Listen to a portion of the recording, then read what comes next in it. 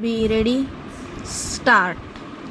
आमच्या राज्याचे अधिकृत धोरण समाजवादी आहे, म्हणून समाजवाद हा शब्द आम्ही हेतुपुरस्सर वापरतो.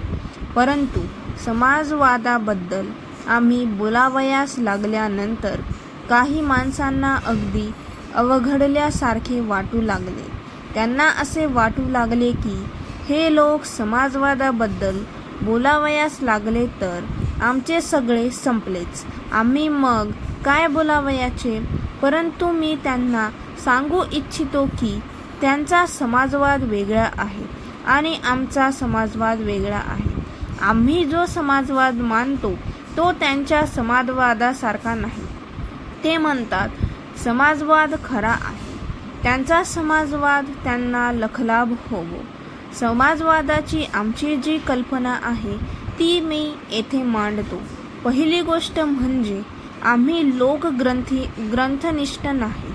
मार्क्स काय सांगतो ते पाहून आणि त्यावर बोट ठेवून चालणारे ग्रंथनिष्ठ लोक आम्ही नाही. मार्क्सने सांगितलेले सगळे खरे आहे असे आम्ही मानित नाही. ग्रंथात सांगितलेले सगळेच खरे नसते असे स्वतः मार्क्सनेच सांगितले आहे. मी मार्क्स थोडाफार वाचला आहे. मी त्यातील तज्ज्ञ आहे असे मी मानत नाही. पण असे एक वय असते की ज्यावेळी मनुष्य असे ग्रंथ वाचतोच.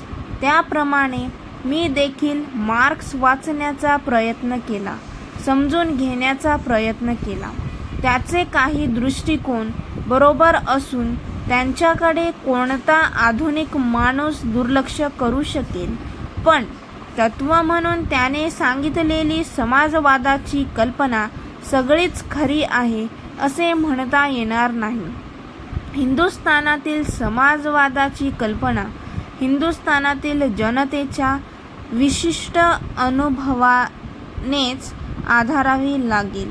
आर्थिक विकास आणि आर्थिक परिवर्तन यांची अत्यंत वेगवान प्रक्रिया येथे सुरू झाली असताना दुनियेच्या इतिहासामध्ये अशाच परिस्थितीत इतर लोकांना जे धडे शिकावे लागले त्यांची पुनरावृत्ती आम्ही येथे करू इच्छित नाही. आमच्या देशात अर्थरचनेची, आर्थिक शक्तीची जी एक नवीन वेगवान गती सुरू झाली आहे तिला इतर देशांना अशा परिस्थितीत शिकावा लागलेला अनुभव लक्षात घेऊन आमच्या देशाच्या विशिष्ट परिस्थितीला अनुरूप अशा पद्धतीचे वळण आम्ही देणार आहोत. आमच्या त्या सगळ्या प्रयत्नांच्या पाठीमागे खाजगी नफ्याच्या जागी सामाजिक नफ्याचा पाया अधिक घट्ट करण्याचा आमचा खरा उद्देश आहे. यासाठी दोन मूलभूत गोष्टींची आवश्यकता आहे.